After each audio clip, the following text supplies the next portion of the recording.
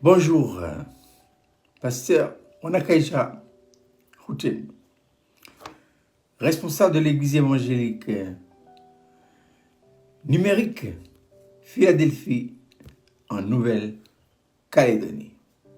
Exactement 5h01 du matin. Ce qui m'amène à vous, c'est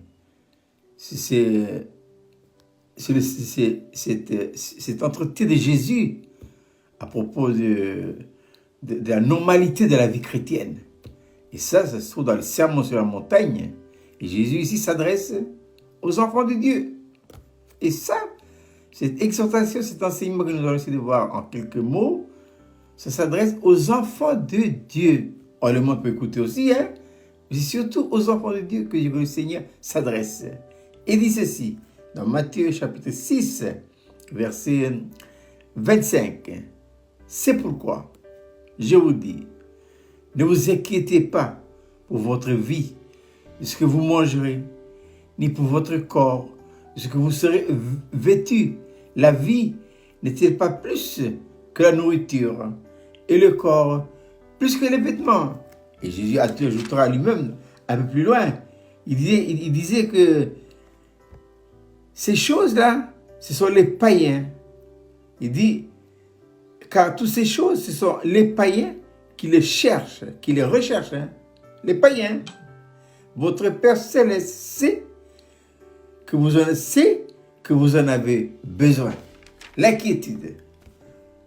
Ah, ça, l'inquiétude, c'est dangereux parce que d'où vient le stress? Ça veut dire l'inquiétude. Et l'inquiétude, quelle est la racine de l'inquiétude? C'est dans la vie de l'homme. C'est la vie naturelle. C'est pour Jésus dit, ne vous inquiétez, c'est pour je vous dis, ne vous inquiétez pas pour votre vie. Quelle vie? La vie naturelle. Il faut savoir que nous avons en nous, depuis le jour où nous sommes nés de nouveau, deux principes de vie. Le principe de la vie naturelle que nous avons hérité de nos pères et le principe de la croix, qui est la vie nouvelle que nous avons reçue le jour de notre nouvelle naissance. Avant notre nouvelle naissance, nous n'avons qu'un seul principe de vie. C'est le principe de l'âme. C'est avec ce principe-là que le monde est régi. Voilà. C'est pourquoi Jésus dit, ces choses-là, ce sont les païens. Ils vivent ce principe-là. C'est quoi un chrétien? Un chrétien, c'est un homme ou une femme, c'est une personne qui vit de la vie de quelqu'un d'autre, donc qui a amené en lui un nouveau principe. C'est le principe de la croix. Voilà. L'inquiétude, hein? C'est un problème, ça.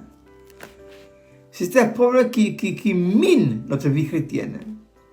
Dans le Sermon sur la montagne, quand on lit l'ensemble de tous les sermons sur la montagne, Jésus cite 5 fois le mot inquiétude. Ne vous inquiétez de rien, ne vous inquiétez. C'est un commandement. Il utilise ce verbe à l'impératif.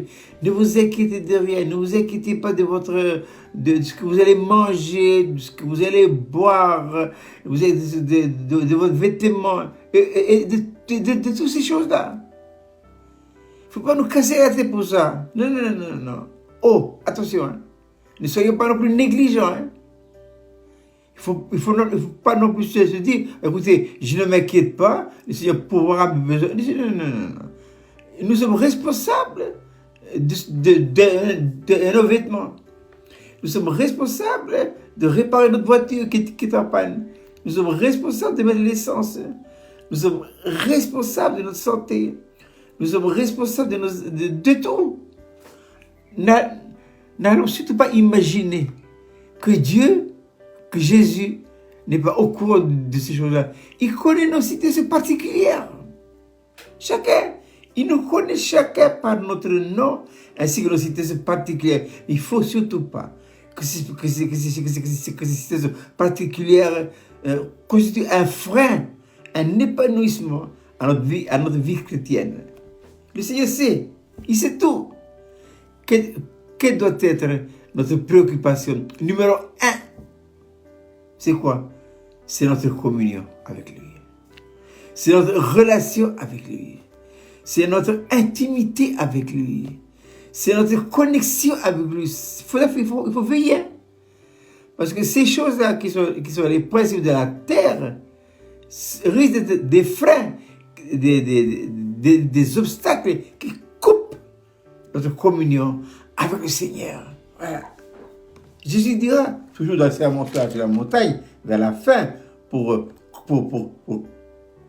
clôturer tout cet enseignement, cette exhortation, il dit quoi? Il dit, ne vous inquiétez donc pas du lendemain, car le lendemain aura soin de lui-même. À chaque jour suffit sa peine. Mais ça, c'est le problème de tout le monde, hein, de tous les enfants de Dieu. Ah oui, oui. Quand Dieu a dit aux enfants d'Israël de quitter l'Égypte et de partir à Canaan et de marcher dans le désert, mais Dieu va s'occuper d'eux. Mais le problème, c'est qu'Israël, dans le désert, il n'arrêtait pas de râler. On va manger quoi? On va boire quoi? On sait mieux là-bas en Égypte. Parce que là, ça, c'est le principe de la vie naturelle qui nous cause tant et tant de soucis. Je dois dire ceci. Ce principe-là, hein, comment faire pour la régler? L'exemple, c'est Jésus. Il a livré ce principe-là à la croix. Voilà. Il a livré ce principe à la croix et il a remis son esprit entre les mains de Dieu. Voilà. J'aime bien citer ce de Washmani qui dira, livrez dans votre âme à la croix. Voilà le chemin qui conduit au sommet de la véritable spiritualité. Notre préoccupation numéro 1, c'est de conserver notre communion, notre relation, notre connexion avec Dieu. Et pourquoi? Il faut aller à l'apôtre Pierre. L'apôtre Pierre dira dans sa deuxième lettre, au chapitre 1, il dit, puisque Dieu nous a fait participants de sa gloire, participants de sa nature, par la présence en nous de ces jeunes à lui, l'apôtre Pierre dit, il dit, faites tous vos efforts. C'est ça notre préoccupation numéro 1. Faites tous vos efforts, dit l'apôtre Pierre, pour joindre à votre foi la vertu, la science, la tempérance, la patience, l'amour fraternel.